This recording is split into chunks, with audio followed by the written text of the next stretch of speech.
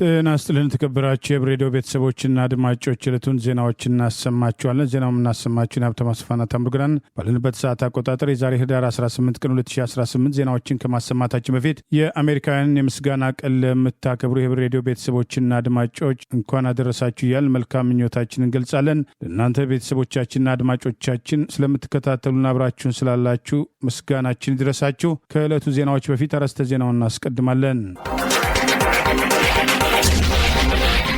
የተጠናከረ የፋኖ ወታደራዊ እንቅስቃሴ፣ የኦሮሚያው ባለስልጣናት ላይ ያነጣጠረ ግድያ፣ የተጨፈጨፉት አርሶ አደሮች ቤተሰብ ምስክርነት፣ የዋሽንግተን ዲሲ ጥቃትና የ19 ሀገራት ዜጎች ግሪን ካርድ ጉዳይ ምርመራ፣ የጤና ባለሙያዎች ማስጠንቀቂያ፣ ህወሓትና ስጋቱ፣ በሙስና ያልተያዙት ሚኒስትሮች፣ ስደተኛዋና የካናዳ እርምጃ የሚሉና ሌሎችም ወቅታዊ ዜናዎች ያሉን ዝርዝሩን እነሆ።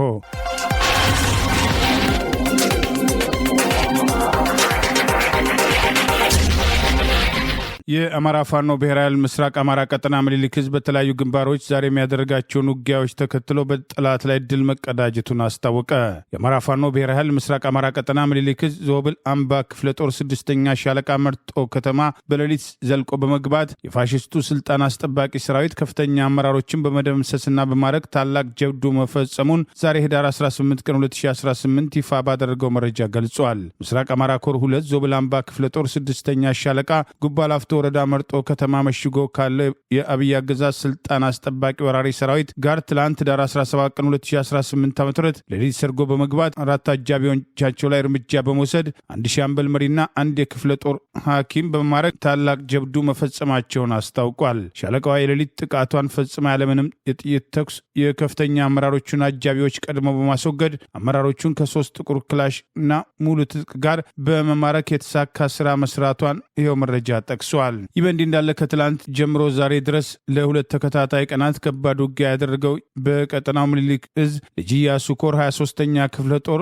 በወሰደው ጥቃት አፍናለሁ ብሎ የመጣው የጠላት ኃይል ያሰበው ሳይሳካ ከ50 በላይ በመደምሰስ ቁጥሩ ያልታወቀ የቆሰለ ሲሆን 650 የክላሽ ተተኳሽ፣ 450 የብሬን ተተኳሽ፣ 295 የድሽቃ ተተኳሽ መማረክ መቻሉን አስታውቋል። ፓዋሃ ምስራቅ አማራ ቀጠና ምኒልክ እዝ ልጅ ኢያሱ ኮር ህዝብ ግንኙነት ዛሬ ህዳር 18 ቀን 2018 ይፋ ባደረገው መረጃ ከትላንት ጀምሮ ዛሬ ድረስ ተጠናክሮ በቀጠለው በጊሸንና አባላት ሰፍሮ በነበረው የአብይ አገዛዝ ስልጣን አስጠባቂ ወራሪ ሰራዊት 801ኛ ኮር 45ኛ ክፍለ ጦር የልጅ ኢያሱ ኮር 23ኛ ክፍለ ጦርን አፍናለሁ በማለት ወደ ቀጠናው የተንቀሳቀሰ ቢሆንም ደልባ ለመግባት ቢሞክርም ቀድሞ በአናብስቶቹና ባይበገሬዎቹ በ23ኛ ክፍለ ጦር በወገን ኃይል ተተብትቦ የተያዘና ጠላትን ስቦ በማስገባት በወሰዱት የማጥቃት እርምጃ ጠላት ከፍተኛ ሰብአዊና ቁሳዊ ኪሳራ ማስተናገዱን ተገልጿል። ውጊያው ከቀኑ 5 ሰዓት ተኩል እስከ ምሽት 5 ሰዓት ከ10 ድረስ የተካሄደ ሲሆን የአብይ አገዛዝ ስልጣን አስጠባቂ ወራሪ ሰራዊት ዘለግባ በሚባል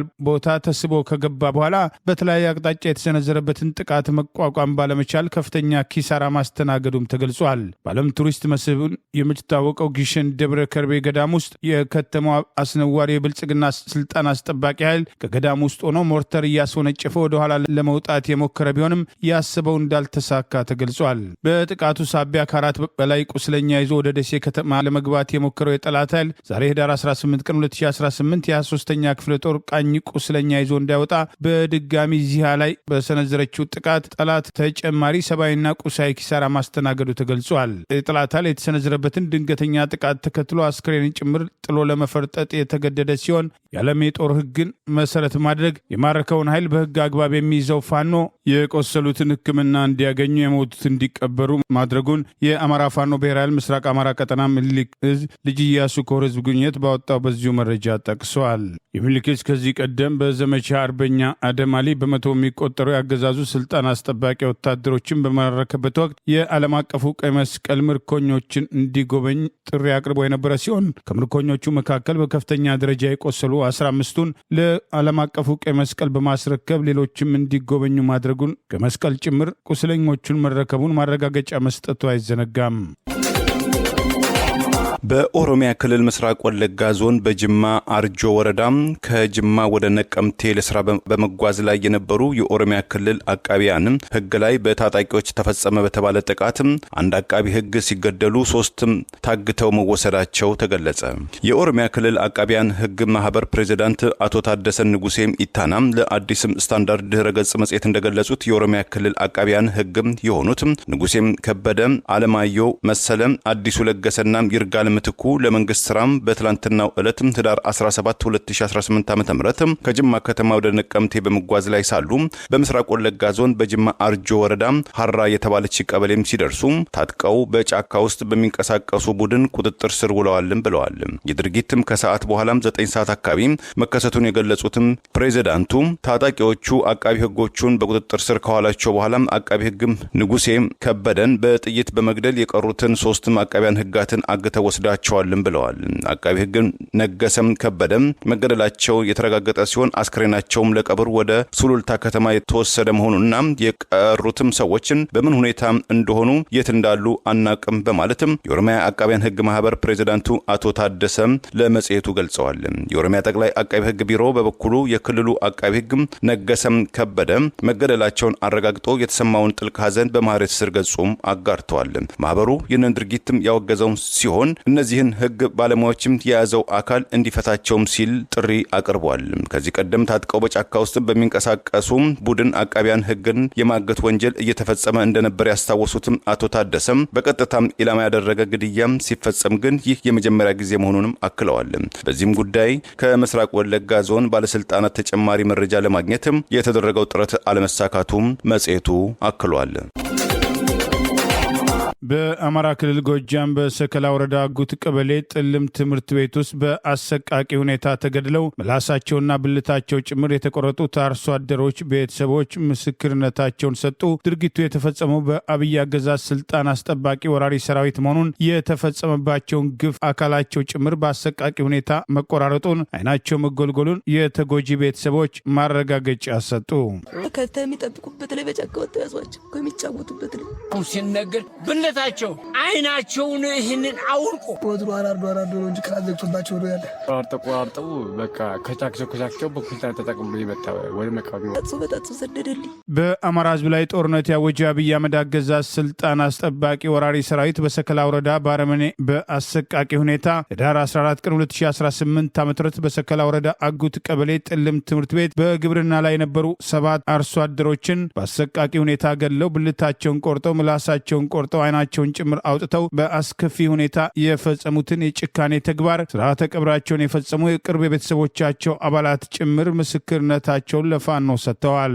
ከፋኖ ጋር ምንም የሚያገናኛቸው ነገር እንደሌለ በከብት ጥበቃና የዕለት ግብርና ስራ ላይ እንደነበሩና መከላከያ የተባለ አብይ አገዛዝ ስልጣን አስጠባቂ ወራሪ ሰራዊት አባላት በግፍ ገለው በአሰቃቂ ሁኔታ የፈጸሙባቸውን ድርጊት ጭምር አስረድተዋል። አብይ አህመድ በአማራ ህዝብ ላይ የከፈተውን ጦርነት ተከትሎ በወረራ ያሰማራው ስልጣን አስጠባቂ ኃይል እየፈጸማቸው ያሉ የጦር ወንጀሎች አንዱ መሆኑ የተጠቀሰው በሰከላ ወረዳ አጉት ቀበሌ ጥልም ትምህርት ቤት የተፈጸመው ድርጊት ዓለም አቀፉ ማህበረሰብ እነዚህና ሌሎችም እየተፈጸሙ ያሉ ድርጊቶችን በትኩረት እንዲከታተል ገለልተኛ አካል በመላክ ምርመራ እንዲያደርግ የአማራ ፋኖ ብሔራዊ ኃይል ማዕከላዊ ኮማንድ ትላንት ህዳር 17 ቀን 2018 በመግለጫ ጥሪ ማድረጉ አይዘነጋም። ምንድነው የተፈጠረው? ማን ነው የሚባል ሟቹ? እስኪ ምንድነው የተፈጠረው ንገሪኝ እስኪ። ከተሚጠብቁበት ላይ በጫካ ወጥተው ያዟቸው ከሚጫወቱበት ላይ ያዟቸው። ሌላ ምንም። ማን ነው የያዛቸው? መከላከያ። ከወሰዳችሁ በኋላ ምንድን ነው ያደረጋቸው? በጣም ሰደደልኝ። ሄዶ አመጧቸው። ተመጫጭቀው ነው የመጡ። ምንድን ነው የሚሰራ የነበረው? ዶሮ ያሳዳስ 6 ዶሮ አሉ። አፋኖ ጋር ግንኙነት አለው?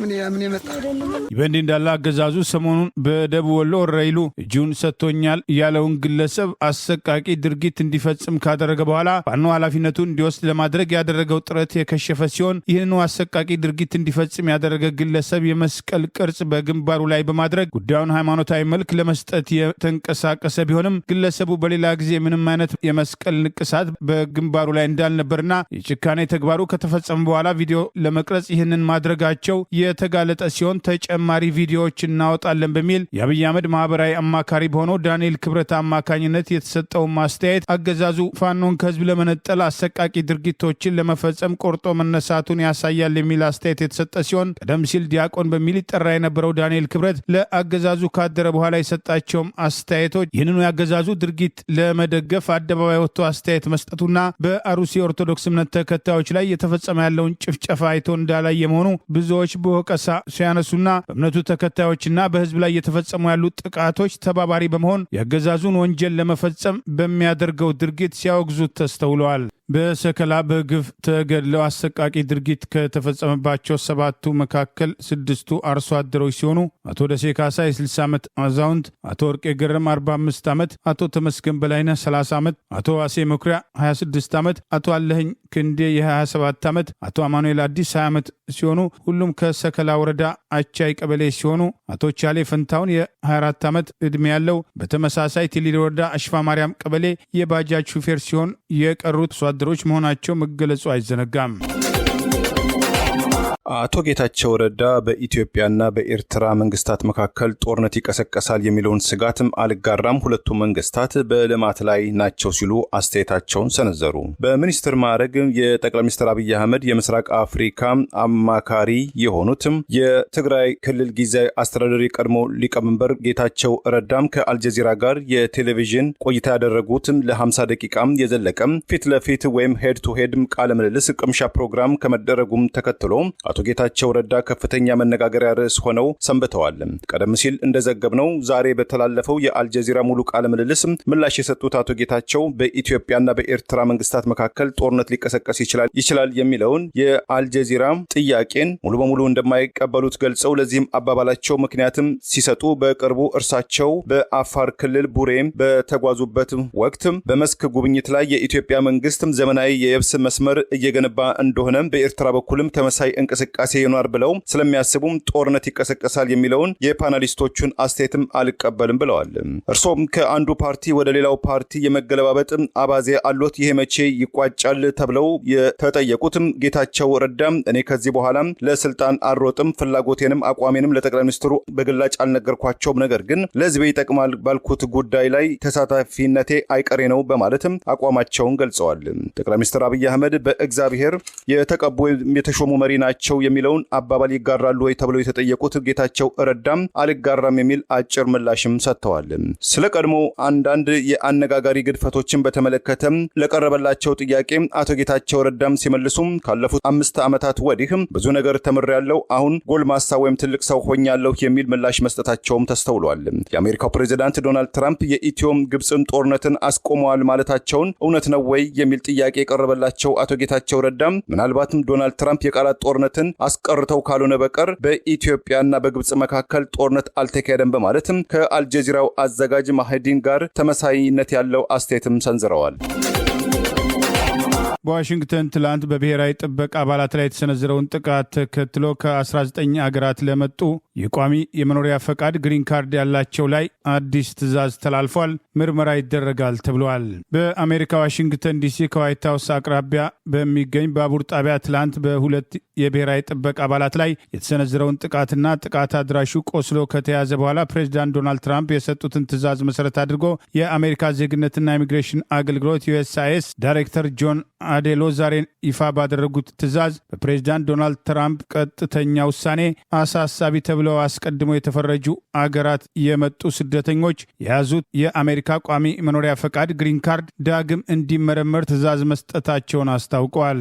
የአሜሪካ ዜግነትና ኢሚግሬሽን አገልግሎት ዩኤስሲአይኤስ ዋና ዳይሬክተር ኤድሎ በኤክስ ወይም ትዊተር ገጻቸው ላይ በፕሬዚዳንት ዶናልድ ትራምፕ ትዕዛዝ አሳሳቢ ከሆኑት ሀገራት ለመጣ ለእያንዳንዱ የውጭ ዜጋ የተሰጠውን ህጋዊ መኖሪያ ፈቃድ ግሪን ካርድ ሙሉና ጥብቅ ዳግም ምርመራ እንዲደረግ መመሪያ መቀበላቸውን ይፋ አድርገዋል። ከመገናኛ ብዙሃን ለዳይሬክተሩ አሳሳቢ የተባሉት ሀገራት እነማን ናቸው በሚል ጥያቄ የቀረበ ሲሆን ባለስልጣኑ የተናገሯቸው አሳሳቢ ሀገራት ቀደም ሲል ፕሬዚዳንት ዶናልድ ትራምፕ ባለፈው ነሐሴ የቪዛ እገዳ ከጣሉባቸው ሀገራት የተካተቱ ሲሆን ከአፍሪካ ኤርትራ፣ ሶማሌ፣ ሊቢያ፣ ቻድ፣ ኮንጎ ሪፐብሊክ፣ ኢኳቶሪያል ጊኒ፣ ብሩንዲ፣ ሴራሊዮንና ቶጎ የሚገኙ ሲሆን ከጥቃቱ ጋር በተገናኘ ስሟ የተነሳው አፍጋኒስታን፣ ኢራን፣ የመን፣ ሄይቲ፣ ቬንዙዌላ፣ በርማ፣ ኩባ፣ ላኦስ፣ ብሩንዲ፣ ቱርክሜኒስታን የሚገኙበት ሲሆን የውሳኔው መነሻ የሆነው ትላንት በዋሽንግተን በሁለት የብሔራዊ ጥበቃ አባላት ናሽናል ጋርድ ላይ የተሰነዘረውን የተኩስ ጥቃት ተከትሎ ፕሬዚዳንት ዶናልድ ትራምፕ አስቀድሞ ከያዙት ጥብቅ የኢሚግሬሽን ቁጥጥር ተጨማሪ እርምጃ ለመውሰድ ምክንያት እንደሆናቸው እየተገለጸ ነው። በትላንትናው ጥቃት የተጠረጠረው ግለሰብ እንደ አውሮፓ አቆጣጠር በ2021 በአፍጋኒስታን ውስጥ አሜሪካን ሲረዳ ከቆየ በኋላ የአሜሪካ ደጋፊዎችን ለማምጣት በሚለው ፕሮግራም ወደ አሜሪካ የገባ ሲሆን ተጠርጣሪው ከአሜሪካ መንግስት ጋር በአፍጋኒስታን ከመስራቱም በፊት ሆነ ወደ አሜሪካ ከመግባቱ በፊት በተደረገው ምርመራ ንጹህ እንደነበር፣ የጥገኝነት ጥያቄው ተቀባይነት ያገኘው ባለፈው ሚያዝያ እንደነበር ተገልጿል። አሜሪካ ቀደም ሲል የትላንትናውን ብሔራዊ ዘብ አባላት ላይ የተሰነዘረውን ጥቃት ተከትሎ የአፍጋኒስታናውያን የስደተኝነት ጥያቄ አግዳ የነበረ ሲሆን ዛሬ አስቀድሞ የተሰጠ የመኖሪያ ፈቃድ ግሪን ካርድ ይመረመራል ከተባሉት ሀገራት መካከል አፍጋኒስታን በግንባር ቀደምትነት መቀመጧ ብዙዎች እንዳላስገረመም ተጠቅሷል። ከአንድ የወንጀል ድርጊት ጋር በተያያዘ አጠቃላይ ድምዳሜ ላይ መድረስ አሳሳቢ መሆኑን የመብት ተሟጋቾች ውሳኔውን ተከትሎ አስተያየታቸውን መስጠት ጀምረዋል። ጥቃት ሁለቱ የብሔራዊ ጥበቃ አባላት ክፉኛ የቆሰሉ ሲሆን ወታደሮቹ የደፈጣ ጥቃት እንደደረሰባቸው በአቅራቢያ የነበሩ ሌሎች የብሔራዊ ዘብ ወታደሮች የጥይቱን ድምፅ ሰምተው ምላሽ መስጠታቸውን ተከትሎ ተጠርጣሪው ቆስሎ መያዙን ጠቅሰን መዘገባችን አይዘነጋም። የአሜሪካው ፕሬዚዳንት ዶናልድ ትራምፕ ጥቃቱን የሽብር ድርጊት ሲሉ የጠሩት ሲሆን ከየትኛውም ሀገር የመጡና አሜሪካ ውስጥ ሊሆኑ የማይገባቸውን ስደተኞች በሙሉ ለማባረር እርምጃ እንደሚወስዱም አስጠንቅቀዋል። የኢትዮጵያ ጤና ባለሙያዎች ንቅናቄ ቀብር ስነ ስርዓትን ተከትሎ ንክኪ ነበራቸው የተባሉ የሃይማኖት አባት ዛሬ በአዲሱ ማርበርግ ቫይረስ ሕይወታቸው ማለፉን ገልጿል። በቫይረሱ ምክንያት ሕይወታቸውን ላለፉ ወገኖች ስርዓተ ቀብር ለመፈጸም ንክኪ የነበራቸው አባት እንደነበሩና ጥንቃቄ ማድረግ እንደሚያስፈልግ አስታውቋል። የጤና ሚኒስቴር 17 ቀን ከቀረው የሥራ ማቆም አድማ በፊት ምላሽ ሊሰጠን ይገባል የሚል ጥሪ አቅርበዋል። የማርበርግ ቫይረስ ለመጀመሪያ ጊዜ በተከሰተበት ጂንካ የቀብር ስነ ስርዓት ፈጽመዋል የተባሉ የሃይማኖት አባት ዛሬ ሕይወታቸው አልፏል።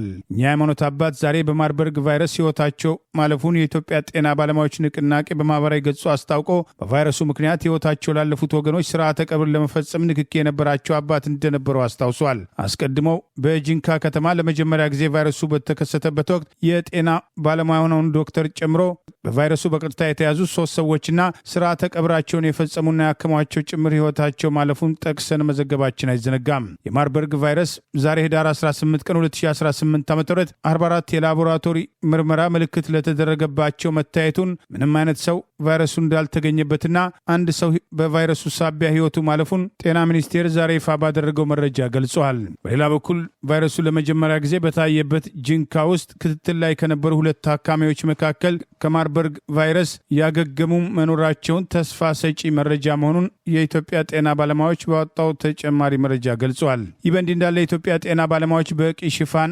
አለማግኘታቸው ለጤና እክል መጋለጣቸውና የስራ ሁኔታቸውን ታሳቢ ያደረገ የደሞዝ ጭማሪ እንደሚያስፈልጋቸው በተደጋጋሚ ያቀረቡትን ጥያቄ ጨምሮ 12ቱም ህጋዊ ጥያቄዎቻቸው ዛሬ ምላሽ አለማግኘታቸውን ታህሳስ 6 ቀን 2018 ዓ.ም እናደርገዋለን ያሉትን የስራ ማቆም አድማ ተከትሎ 17 ቀን ብቻ እንደቀራቸውና ጤና ሚኒስቴር አሁንም በድጋሚ ስራ ያቆማሉ ብለን አልጠበቅንም ብለን ስንሰማ ደንግጠናል ከማለቱ በፊት ለጠየቅናቸው 12 ህጋዊና የህልውና ጥያቄዎች በአስቸኳይ መልስ ይስጠን ሲል የኢትዮጵያ ጤና ባለሙያዎች ንቅናቄ ዛሬ በማህበራዊ ገጹ ጥሪ አቅርበዋል። በየክልሉ ያሉ ህገወጥ አሰራሮችን በማስቆም ጤና ባለሙያው ራሱን ለብዙ አደጋ አጋልጦ እንቅልፍ አጥቶ የለፋበትን ክፍያ በአግባቡ በ2004 መመሪያ መሰረት ይክፈሉ በማለት ይህ ካልሆነ ሰኞ ታህሳስ 6 ቀን 2018 ዓ.ም የሚጀመረውን የጤና ባለሙያዎች የስራ ማቆም አድማ ማንም ሊያስቆመው አይችልም ሲል አስታውቋል። እኛም ቤተሰቦቻችንም ከሞታችን በፊት ለትንሽ ጊዜ ተቸግረን ቢሆን ታግለን መብታችን እናስከብራለን። የማንም ደደብ ካድሬ መጫወቻ መሆን ያበቃል።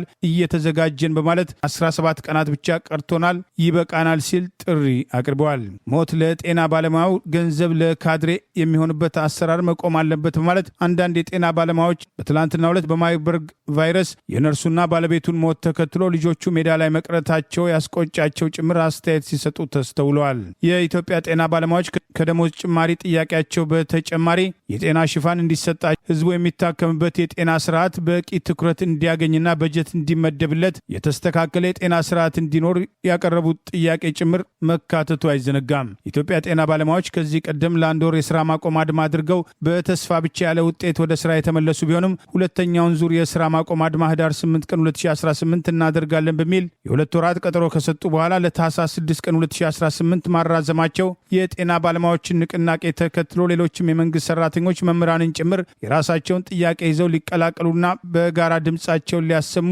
ይገባል የሚሉ ጥሪዎች ተከታትለው ሲደመጡ ቆይተዋል። ከኢትዮጵያ ብሔራዊ ምርጫ ቦርድ ከህጋዊ የፖለቲካ ፓርቲነት የተሰረዘው ህዝባዊ ወያኔ ሓርነት ትግራይ ህወሓት በህገወጥ መንገድም እገዳም እንደተጣለበት ገልጾ በቀጣዩ እሱን የማያካትትም ምርጫ ለማካሄድ እቅድ አለ ሲል ወቀሰ። የግንባሩ ቃል አቀባይ አቶ ሚካኤል አስገዶም በሰጡት መግለጫ ህወሓትን በህገወጥ መንገድ የማገድና በትግራይ ህገወጥ ያሉትን ምርጫ የማካሄድ አዝማሚያ አለ ብለው እንደሚያምኑ ሁኔታዎችም የዘፈቀደ ውሳኔ ሲሉም ጠርተውታል። በኢትዮጵያ ብሔራዊ ቦርድ በህጋዊ ፓርቲነት እውቅና የተነፈገው ህወሓት ካለፈው ህዳር 8 2018 ዓ.ም እስከ ህዳር 13 2018 ዓ.ም የማዕከላዊ ኮሚቴ ስብሰባ ማካሄዱ የሚታወስ ሲሆን ባለፈው ነሐሴ 7 2016 ዓ.ም በ14ኛው ጠቅላላ ጉባኤ ሲያከናውን የሚጠበቅበትን ሂደትም ሳይከተልና ለምርጫ ቦርድም ሳያሳውቅ የሚያካሄደው ነው በማለትም ቦርዱ ተቀባይነት የለውም የሚል ደብዳቤ እንደተጻፈለትም ይታወቃል። ከማዕከላዊ ኮሚቴው ስብሰባ መጠናቀቅ በኋላ የፓርቲው ቃል አቀባይ አቶ ሚካኤል በሰጡት መግለጫ በትግራይ ክልል ውስጥ ህገወጥ ምርጫ የማካሄድ ፍላጎት እንዳለ ገልጸው ይህም ህወሓትን ኢላማ በማድረግ ህዝቡን ለማጥቃት የተወጠነ ነው ብለውታል። ቃል አቀባዩ ሲቀጥሉም ከህወሓት ህጋዊ ሰውነት መሻር በተጨማሪ ከኤርትራና ከፌዴራል መንግስቱ ጋር ስላለው ግንኙነት እንደዚሁም ስለ ተፈናቃዮች ጉዳዮችም የተጠየቁ ሲሆን በ14ኛው የግንባሩም ጠቅላላ ጉባኤ ላይ የተላለፉ ውሳኔዎችም ተግባራዊ ለማድረግ በማዕከላዊ ኮሚቴው መገምገማቸውንም ገልጸዋል። ከከፍተኛ የፓርቲው አመራሮችና ከአባላቱ እንደዚሁም ከብሔራዊ ምርጫ ቦርድም ተገቢውን ሂደትም የተከተለ አይደለም የተባለው የህወሓት 14ኛው ጉባኤ አወዛጋቢ እንደነበረ መዘገቡ ይታወሳል። ጉባኤው በህወሓት ሊቀመንበርና በምክትሉ በሚመሩ የድርጅቱ አባላት መካከል ክፍፍልን የፈጠረም ሲሆን የህወሓት ጠቅላላ ጉባኤ ማካሄድ መጀመሩን ተከትሎ የቀድሞ የመንግስትም ኮሚኒኬሽን ጉዳይ ጽህፈት ቤትም ሚኒስተር ዶክተር ለገሰም ቱሉ የሁለት ዓመቱን ጦርነትም ያስቆመውን የፕሪቶሪያ ሰላም ስምምነትም የሚጣረስ ነው ማለታቸው ይታወሳል። በፓርቲው ከፍተኛ አመራሮች መካከል ተፈጠረ በተባለው ልዩነት የተነሳም የፓርቲው ሊቀመንበር ዶክተር ደብረጽዮን ገብረ ሚካኤል ጉባኤውን ረግጠው ወጥተዋል እየተባለ በማህበራዊ ሚዲያ ሲንሸራሸር የቆየውን ቃል አቀባዩም ሐሰተኛ ነው ሲሉም አስተባብለውታል። የተበላሸ ማዳበሪያ ከ20 ቢሊዮን ብር በላይ ወጪ በማድረግ ወደ ሀገር ውስጥ በማስገባት ከፍተኛ ወንጀል የፈጸሙትን ክሳቸውን በአነስተኛ ክስ 5.6 ቢሊዮን ብር በላይ ጉዳት አድርሰዋል በሚል የቀረበበት መንገድና ዋና ዋና የተባሉ ሚኒስትሮች ጭምር ተጠያቂ አለመደረጋቸው የሙስና እርምጃው ዛሬም የተሟላ አይደለም የሚሉ ቅሬታዎች ተከትለው ቀርበዋል። ከወራት በፊት ጅቡቲ የአፈር ማዳበሪያ ለመጫን የሄዱ አሽከርካሪዎች ያወጡትን መረጃ መሰረት አድርጎ የተበላሸ ማዳበሪያ በከፍተኛ የሀገር ሀብት ተገዝቶ ወደ ጅቡቲ መምጣቱን ከጅቡቲ የተበላሸውን የአፈር ማዳበሪያ እያስፈጩ ወደ አገር ቤት ለማጓጓዝ መጀመራቸው የተጋለጠ ሲሆን ጉዳዩን በተመለከተ ዝምታ የመረጠው አገዛዝ ሰሞኑን የተወሰኑ የስራ ኃላፊዎችን በሙስና ቁጥጥር ስር ያዋለ ቢሆንም ሙስና እርምጃው የተሟላ እንዳልነበርና ዋና ዋና የተባሉ ሚኒስትሮች ጭምር የተካተቱበት ይኸው ሙስና የተጠየቁት ሁሉም አለመሆናቸውን አገዛዙ በይፋ 5.6 ቢሊዮን ብር በአገርና ህዝብ ላይ ጉዳት አድርሰዋል ይበል እንጂ ጉዳቱ ከ20 ቢሊዮን ብር በላይ ሲሆን ተጠያቂዎቹም በተሟላ መንገድ አለመጠየቃቸው በቅሬታ የተነሳ ነው። በአገርና ህዝብ ሀብት ላይ የደረሰው የኪሳራ መጠን የቀነሰበትን ከ20 ቢሊዮን ብር በላይ የደረሰውን ጉዳት ወደ 5.6 ቢሊዮን ብር ይህም ከፍተኛ ቢሆንም ለማሳነስ ለምን ተፈለገ? የተበላሸው ማዳበሪያ ወደ አገር ውስጥ በብዛት እንዲሰራጭ ተደርጓል። ይህንኑ ተከትሎ ዕዳውን ለመቀነስና ህዝቡ ላይ ለማጣጣት ሞክረዋል የሚሉ ቅሬታዎች እየተነሱ ሲሆን በሙስናው መጠየቅ የነበረባቸው ከፍተኛ ባለስልጣናት ሚኒስትሮች ሚኒስትሮችን ጨምሮ አለመጠየቃቸውና የተወሰኑ የስራ ኃላፊዎች ብቻ ተጠያቂ ቢደረጉም አንዳንዶቹ ከስልጣናቸው ብቻ ተነስተው ወደ ሌላ ስልጣን መሾማቸው ሙስናው በተደራጀና በተቀናጀ መንገድ የተፈጸመ ተጠያቂዎቹ ደግሞ ጥቂቶች የተነቃባቸው ብቻ ሲሆን ዋና ዋና ሚኒስትሮችን ጨምሮ በጉዳዩ ላይ እጃቸው ያለበትም ሊጠየቁ እንደሚገባ ጥሪ የቀረበ ነው። የተከሰሱት ግለሰቦች የስርቆቱ አስፈጻሚና ዋና አቀናባሪዎች የሙስና ገንዘብ ከፍ ያለ ድርሻ የወሰዱት እንዳልተነኩ የተወሰኑት ለጊዜ ከጉዳዩ ጋር ተያያዥነት ካለው ኃላፊነት ዞር ቢደረጉም የሚኒስትርነት ስልጣን እንደተጨመረላቸው ጭምር በቅሬታ የተነሳ ሲሆን በማጭበርበሩ እቅድ ውስጥ ከጀርባ የነበሩት ሁለት ሰዎች አሁን በይፋ ለተመሳሳይ ኃላፊነት መሾማቸውም ጥያቄ አስነስተዋል። አርሶ አደሩን የተበላሸ ማዳበሪያ በማስገባት ለጉዳት በማጋለጥ አገዛዙ ኪሳራውን ለመቀነስ እየተንቀሳቀሰ መሆኑ በቅሬታ ተነስቷል። ሰሞኑን በሙስና የከባድ ወንጀል ምርመራ የተጣራባቸው 11 ተጠርጣሪዎች ክስ ተመስርቶባቸዋል ተብሎ ከማዳበሪያ ግዢ ጋር በተገናኘ የታሰሩ ቢሆንም ዋና ዋና መጠየቅ የነበረባቸው ሚኒስትሮች ጭምር በጉዳዩ ላይ አለመከታተላቸው ጥያቄ አስነስተዋል። ይህ በእንዲህ እንዳለ አገዛዙ የሙስና ችግር በማዳበሪያ ግዢ ላይ ብቻ ሳይሆን የኢሚግሬሽን መስሪያ ቤት አሰራርም ያለ ሙስና የማይቀመስ መሆኑ በግልጽ የሚታወቅ የተደራጀና የተቀናጀ ዝርፊያ የተስፋፋበት መስሪያ ቤት በባለጊዜነትና በተረኝነት ልምድና አቅም ያላቸው ሰራተኞችን ከመስሪያ ቤቱ በማባረር ከደላላ እስከ ተሿሚዎች ድረስ ግንባር ፈጥረው በከፍተኛ ደረጃ እየዘረፉ በመሆኑ የኢሚግሬሽንና ሌሎች መስሪያ ቤቶችም ጉዳይ በአግባቡ ሊታይ ይገባል። ሙስናው ለይስሙላ የተጀመረ ዘመቻ እንጂ በርካታ ሙሰኛ ባለስልጣናት ዛሬም አልተጠየቁም የሚሉ ቅሬታዎችም ተከትለው ቀርበዋል። ሕግና ስርዓት የማይመለከታቸው ጊዜና ስልጣንን ተገን አድርገው በተደራጀ መንገድ የሚዘርፉ ሀገሪቱን ከፍተኛ ሀብት እየበዘበዙ እየዘረፉ ከሀገር ጭምር የሚያወጡ ሊጠየቁ ይገባል የሚሉ ቅሬታዎችም ተከትለው ቀርበዋል። ከ100 ቢሊዮን ብር በላይ በመሰወር ወንጀል ጠርጥሬያቸዋለሁ ያላቸውን የስፖርት ውድድር ቁማር የሚያካሂዱና ያገዛዙ ሽፋን ሲሰጣቸው የነበሩ ግለሰቦችና ድርጅቶች የተወሰኑት በቁጥጥር ስር የዋሉ ሲሆን ተደጋጋሚ ቅሬታ እየቀረበ በጉቦ ሳቢያ ሽፋን ሲሰጡና ሲከላከሉላቸው የነበሩ ባለስልጣናትና የጸጥታ ጉዳይ ኃላፊዎችም በሙስና ሊጠየቁ ይገባል የሚሉ ጥሪዎችም መቅረብ ጀምረዋል። በኢትዮጵያ ቁማር የስፖርት ውድድር በሚል አገዛዙ ያለ ተገቢ ቁጥጥር የሰጠውን ፈቃድ ተከትሎ የበርካታ ወጣቶችን እድል በማበላሸት ማህበራዊ ቀውስ በመፍጠር ሚና አላቸው ተብሎ ወቀሳ የሚቀርብባቸው የስፖርት አወራራጅ የቁማር ድርጅቶች በብሔራዊ መረጃና ደህንነት አገልግሎት በወጣ መግለጫ በቤቲንግ ስፖርት አወራራጅ ድርጅቶችና ፊንቴክ ወይም አግሪጌተር በሚባሉ የገንዘብ ክፍያ ስርዓት አቅራቢ ተባባሪ ተቋማት ዙሪያ ጥናትና ክትል ሲከናወን መቆየቱን ጠቅሶ ከ100 ቢሊዮን ብር በላይ በመሰወር ወንጀል ጠርጥሬያቸዋለሁ ብለዋል። ፈቃድ ያላቸውና ከሚመለከታቸው የመንግስት አካላት ጋር በገቡት ውል መሰረት የማይሰሩ በህገወጥ ድርጊት ተሰማርተው በመገኘታቸው ፈቃዳቸው የተሰረዘባቸው እንዲሁም ምንም አይነት ፈቃድ ሳይኖራቸው በስፖርቱ አወራራጅነት ተሰማርተው የነበሩ አካላት በዓለም አቀፍ የኢንተርኔት ትስስር አማካኝነት በህገወጥ ድርጊት ተሰማርተው የተገኙ ሲሆን የብሔራዊ መረጃና ደህንነት አገልግሎት፣ የፋይናንስ ደህንነት አገልግሎት፣ የኢትዮጵያ ፌዴራል ፖሊስ፣ የአዲስ አበባና የድሬዳዋ ከተማ አስተዳደሮች የጸጥታ አካላት እንዲሁም በህብረተሰቡ ትብብር አማካኝነት 24 ተጠርጣሪዎች በቁጥጥር ስር አውለናል በማለት በፎቶ አስደግፈው ይፋ አድርገዋል። የቤቲንግ ስፖርት አወራራጅ እነዚህ የቁማር ድርጅቶች በተለያዩ የገንዘብ ክፍያ ስርዓቶች አማካኝነት የሚሰበስቡትና የሚያዘዋውሩትን የገንዘብ መጠን ያማከለ ግብር አለመክፈላቸው እንደተደረሰበት የጠቆመው ይኸው መግለጫ በክሪፕቶ ከረንሲና በተለያዩ ዓለም አቀፍ የኋላ ገንዘብ ማስተላለፊያ አማራጮች አማካኝነት የሚያገኙትን ገቢ በውጭ ምንዛሪ በመቀየር ሲሰውሩና ከሀገር እንዲወጣ ሲያደርጉ ቆይተዋል ሲል ጠቅሷል። እነዚህ ድርጅቶችን በተመለከተ ለህብረተሰቡ ጠንቅ፣ ትውልድ ገዳይ፣ ማህበራዊ ቀውስ የፈጠሩና በርካታ ቤት ያፈረሱ መሆናቸው በተደጋጋሚ ሲጠቀስ የቆየ ቢሆንም ለድርጅቶቹ ሲከላከሉ የነበሩ ባለስልጣናትና የጸጥታ ተቋም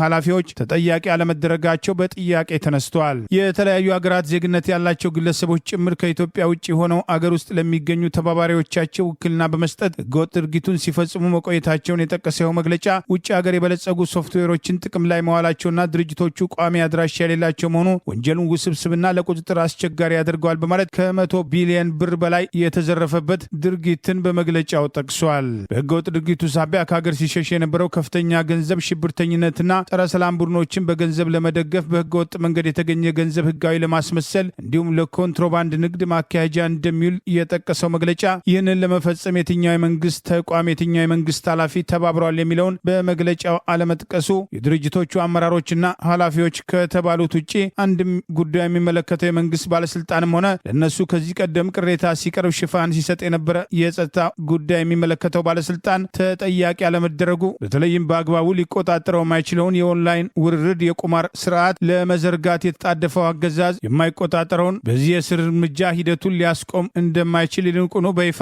በአዋጅ ማገድ እንዳለበት አንዳንዶች አስተያየታቸውን ሲሰጡ ተስተውለዋል። የቁማር ድርጅቶቹ ያላሸነፈ ግለሰብን በምናብ ፈጥረው አሸንፏል በማለት ከፍተኛ ሀብት በተለያዩ በፈጠሯቸው ግለሰቦች ጭምር ያስተላልፉ እንደነበር መግለጫውን ተከትሎ በሚወጡ ተጨማሪ መረጃዎች መጋለጥ ጀምረዋል። በአሜሪካ ውስጥ ከሁለት አስርት ዓመታት በላይ በህገወጥ መንገድ የኖሩ ኤርትራዊ ተገን ጠያቂትም በራሳቸው ፍቃድ ወደ ካናዳ ለመጓዝ ያደረጉትም ጥረት በአሜሪካ የኢሚግሬሽን ባለስልጣናትም ቢጨናገፍም የካናዳ መንግስት በመጨረሻ እንደታደጋቸው ተገለጸ።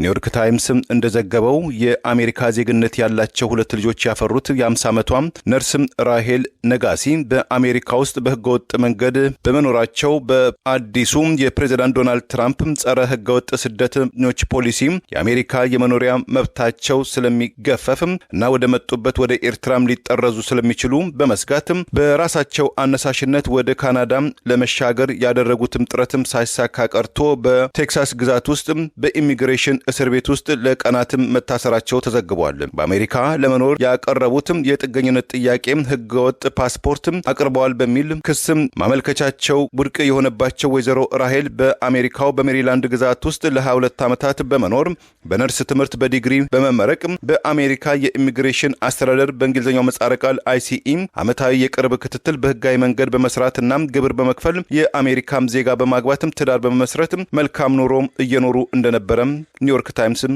ዘግቧል። ባለፈው ጥቅምት ወይም በፈረንጆቹ ኦክቶበር 2025 በድንገተኛ የICE ሰራተኞች በቁጥጥር ስር የዋሉት ወይዘሮ ራሄል ወደ ኤርትራም ሊያባረራቸው መሆኑን የተረዱት ተገን ጠያቂዋ ወደ አገሬም ኤርትራ አልሄድም በማለትም ለሶስተኛ ሀገር ተገን ጠያቂነትም ጥገኛነት በምትሰጠው በጎረቤትም ካናዳም ቶሮንቶ ከሚገኙ ወንድማቸው ጋር ለመቀላቀል ባለፈው ህዳር ወይም በፈረንጆቹ ኖቬምበር 18 2025 ወደ ካናዳ መኪና ያሽከረከሩ ለመግባትም ጥረት ቢያደርጉም የአንድ የካናዳ የድንበርን ጥበቃ መኮንን ሰነዳቸውን የተቀበሉ ቢሆንም ሌላ የካናዳ የድንበር ጥበቃ ኃላፊ ከቀናት በኋላም የወይዘሮ ራሄል ሰነድን አንቀበልም በማለታቸው በመጡበት ወደ አሜሪካም ሲመለሱ የአሜሪካ የድንበር ላይ ጠባቂዎች በተለይ የኢሚግሬሽን ሰራተኞች ወደ መጥፎው እና አስቸጋሪው የቴክሳስ የስደተኞች ማጎሪያም ስፍራም በማጋዝ ወደ አገራቸው ኤርትራ ሊጠርዟቸው በተዘጋጁበት በመጨረሻው ደቂቃ ላይ የካናዳ ኢሚግሬሽን ባለስልጣናት ጣልቃ በመግባት ወይዘሮ ራሄል ከትላንት በስቲያም ከእስራትም ተለቀው በካናዳ የተገን ጠያቂነታቸው ሂደትም እንዲካሄድ ውሳኔም አስተላልፏል። አሜሪካ ውስጥ ከሁለት አስርት ዓመታት በላይ የኖሩት ወይዘሮ ራሄል በአሁኑ ወቅት በካናዳ በቶሮንቶ ግዛት ከሚገኙት ወንድማቸው ጋር መቀላቀላቸውና ሁለት ልጆቻቸው ግን በአሜሪካ እየኖሩ እንደሚገኝ ኒውዮርክ ታይምስ በዘገባው ላይ ጠቅሷል።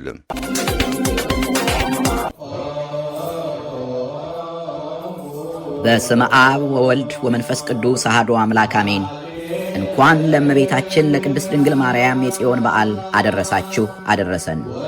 በዓለ ጽዮን በሎስ አንጀለስ በየዓመቱ በታላቅ መንፈሳዊ ክብር የሚከበረው በዓለ ጽዮንም በዚህ ዓመት ብፁዕ አባታችን አቡነ በርናባስ የደቡብ ካሊፎርኒያና አላስካ አህጉረ ስብከት ሊቀ ጳጳስና የቅዱስ ሲኖዶስ አባል የየአድባራቱ አበው ካህናትና ዲያቆናት እንዲሁም ምዕመናን በሚገኙበት በታላቅ ድምቀት በድንግል ማርያም ካቴድራል ይከበራል።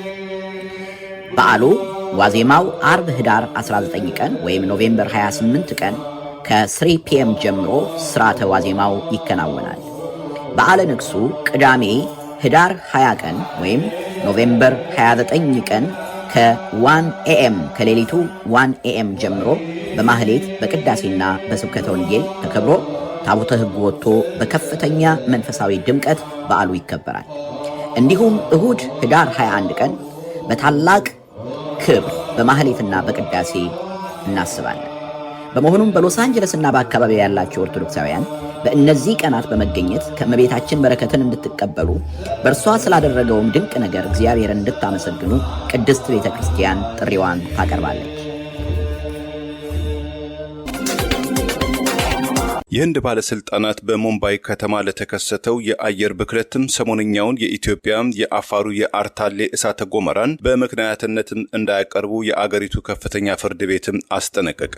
በዛሬው ዕለት በሙምባይ በተሰየመ የፍርድ ቤት ውሎ በከተማ ውስጥ እየተባባሰ ለመጣውና ካለፈው 2 ዓመት ጀምሮ የክስ ፋይል በቀረበበት የከተማው የአየር ብክለት ወይም ኤር ፖሊዥን በተመለከተ ማብራሪያ እንዲሰጡም ከችሎትም ከቀረቡት የመንግስት ከፍተኛ ባለስልጣናት መካከል ጆሊቲ ቻቫን የተባሉ ከፍተኛ ባለስልጣን ባለፉት 2 ቀናት ከኢትዮጵያ አፋር ክልል አርታሌ የተነሳው የእሳተ ገሞራ አመድ ለህንድ ከተማ የአየር ብክለትን አስተዋጽኦ ማድረጉን ቢገልጹም ፍርድ ቤቱ ግን የባለስልጣኑን አባባል ውድቅ ማድረጉን የአገሪቱ መገናኛ ብዙሃን ዘግበዋል። ፍርድ ቤቱ በሰጠው ምላሽ የኢትዮጵያው እሳተ ገሞራ ከመከሰቱ በፊት በሙምባይ ከተማ የነበረው የአየር ብክለትም ከመበላሸቱ የተነሳ ማንም ሰው ከ500 ሜትር ርቀት ላይ ምን እንደተፈጠረ ማየት ተስኖታል። ከተማውም በብልሹ አየር ለመበከሉ የኢትዮጵያ እሳተ ገሞራ ምክንያት ማቅረብ በህግም በሳይንስም ሚዛን አይደፋም ብለውታል። ፍርድ ቤቱ በመቀጠልም በኒው ዴልሂ ስለተፈጠረው የአየር ብክለትም ለማሻሻል በቀጣይነት ምን ማድረግ አለብን የሚለው ጥያቄን በተገቢው መንገድም ሊመለስ ይገባል ሲል ውሳኔ ማስተላለፉም ታውቋል። በነገው ዕለት የፍርድ ቤቱ ችሎት ይቀጥላልም ተብሎ ይጠበቃል። ባለፈው እሁድ በአፋር ክልል አርታሌ አካባቢ የተከሰተው በዓለም አቀፍም የከርሰ ምድር ተመራማሪዎች ዘንድ ከ12000 ዓመት ወዲህ ለመጀመሪያ ጊዜ የታየ የተባለው እሳተ ገሞራ ከ14 ኪሎ ሜትር ወደ ሰማይ የነጎደው ጢስና አመድ ከኢትዮጵያም አልፎ ህንድ፣ ፓኪስታን፣ የተባበሩት አረብ ኤሚሬትም ቻይና ድረስም ከመድረሱም ባሻገር አንዳንድ የአየር መንገዶች ለተጓዦቻቸው ደህንነትና ከእሳተ ገሞራው የሚወጣው የእሳትም ሽርፍራፊ ወይም አሽም በአውሮፕላን ሞተር ውስጥ የበረራን ላደናቀፍ በማለትም በረራቸውን እስከ ማጠፍና ማዘግየትም የደረሰም እርምጃ መውሰዳቸው አይዘነጋም። ደቡብ አፍሪካም ከአሜሪካው ፕሬዝዳንት ዶናልድ ትራምፕ በቀረበባት ማስፈራሪያ ላይ ያልተጠበቀ ምላሽ ሰጠች። መከባበር ያሻናል ስትል ደቡብ አፍሪካ አቋሟን ገለጸች። በነጭ ገበሬዎች አያያዝ የተነሳም ከአሜሪካ አስተዳደር ጋር በቃላት ጦርነት ውስጥ የሰነበተችው ደቡብ አፍሪካ በቅርቡ ለመጀመሪያ ጊዜ ባለፈው ህዳር ወይም በፈረንጆቹ ኖቬምበር 22 እና 23 2025 ባስተናገደችው በማደግ ላይ ያሉ የቡድን 20 G20 አገራትም ስብሰባ ላይ ከአሜሪካ አስተዳደር በኩል ብርቱ ትችትና ማጣጣል የደረሰባትም ደቡብ አፍሪካ በመጪው ዓመት በአሜሪካው ፕሬዝዳንት የኒያሚ የብሔራዊ የጎልፍ መዝናኛም ስፍራ በሚካሄደው የጂ20 ስብሰባ እንደማትጋበዝም ፕሬዝዳንት ትራምፕ አስጠንቅቀዋል። ፕሬዝዳንት ትራምፕ ትሩዝ በተሰኘው ማህበራዊ ትስስር ገጻቸው ባጋሩት መረጃ የዘንድሮውን የጂ20 የፕሬዝዳንትነትም ያጠናቀቀችው ደቡብ አፍሪካ ለቀጣዩ የጂ20 ፕሬዝዳንት ለሆነው ለአሜሪካ መንግስትም ደቡብ አፍሪካ በሚገኘው ኤምባሲያችን በኩል ለመስጠት ፈቃደኛ ባለመሆኗም ደቡብ አፍሪካ በዓለም ደረጃ የአባልነት ዋጋ የማይሰጣትም ተግባር በማሳየቷ በመጪው ዓመት በታላቋው የማያሚ ፍሎሪዳ በሚካሄደው የጂ20 አባላት ስብሰባ ደቡብ አፍሪካ አትስተናገድም፣ አትጋበዝም ብለዋል ትራምፕ በማህበራዊ ትስስር ገጻቸው። በፕሬዝዳንት ትራምፕ አቋም የተበሳጩትም የደቡብ አፍሪካው ፕሬዝዳንት ሲሪል ራማፎዛ ደቡብ አፍሪካ የጂ20 አባል የሆነችም በራሷ ስምና በራሷ መብት ነው። የደቡብ አፍሪካ የጂ20 አባልነት በአባል አገራት መልካም ፍቃድ ነው። ደቡብ አፍሪካም ሉዓላዊነቷም ዲሞክራሲያዊና ህገ መንግስታዊ አስተዳደር ያላት አገር በመሆኗም አባልነቷም ከማንኛውም አገር ወንጀል እና መንጓጠጥም አትተባበርም። በቀጣይነትም የጂ20 ሙሉ እና ንቁ ገንቢ አባልነቷም ይቀጥላል። አባል አገርነቷም በመከባበር መንፈስም እንዲጓዝ እንጠይቃለን ብለዋል። የጂ20 ፕሬዝዳንቷም አርማንም በተመለከተ ትራምፕ እንዳሉትም ሳይሆን በአሜሪካ ኤምባሲ ባለስልጣናት በተገቢው መንገድም ሰጥተናል በማለት ፕሬዝዳንት ራማፎዛ የመንግስታቸውን አቋም ገልጸዋል። አገራቸው የጂ20 መስራችም አገር መሆኗን አጽንኦት የሰጡትም የደቡብ አፍሪካው የፐብሊክም ዲፕሎማሲ ኃላፊው ክሌንሰን ሞኔሊያ በማህበራዊ ትስስር ገጻቸው እኛም ለስብሰባ ለመታደም ግብዣም አያስፈልገንም፣ ነገር ግን ይህ አሰራርም እንዲተገበር ከተፈቀደም የጂ20 መሞትም አይቀሬ ነው በማለትም ከወዲሁ አስጠንቅቀዋል። የአሜሪካው ፕሬዝዳንት ዶናልድ ትራምፕ ደቡብ አፍሪካ በነጭ ገበሬዎችም ወይም አፍሪካነርስ ላይ የዘር ማጽዳት ወንጀል ትፈጽማለች፣ መሬታቸውን በኃይል ትነጥቃለች የሚል ተደጋጋሚ ወቀሳ ቢያሰሙም እንደ ገለልተኛ አጣሪ ቡድኖች መረጃም የፕሬዝዳንቱ ወቀሳም ከእውነት የራቀ መሆኑን ይገልጻሉ። የደቡብ አፍሪካ ባለስልጣናትም ፕሬዝዳንቱን ጨምሮ አጥብቀው ሲከራከሩ መቆየታቸው አይዘነጋም። ለዛሬ ያሉን ዜናዎች እነዚህ ናቸው። ናቸው። ዜናውን ስታደምጡ ለቆያችሁ የህብር ሬዲዮ ቤተሰቦችና አድማጮች ምስጋናችን ድረሳችሁ። የህብር ሬዲዮ ኦፊሻል ዩቲዩብ ቻናላችንን ሰብስክራይብ ያላደረጋችሁ ሰብስክራይብ በማድረግ በተጨማሪም የደወል ምልክቱን በመጫን የህብር ሬዲዮ ቤተሰብ እንድትቀላቀሉ በአክብሮት እንጋብዛለን። እንደ ወትሮ ሁሉ የህብር ሬዲዮ ቤተሰቦች ፕሮግራሞቻችንን ላይክ በማድረግ ሼር በማድረግ አስተያየቶቻችሁን በመስጠት አብሮነታችሁን ልትገልጸው በአክብሮት እንጠይቃለን። በድጋሚ እናመሰግናለን። ጤና ይስጥልን። ቸር እንቆይ።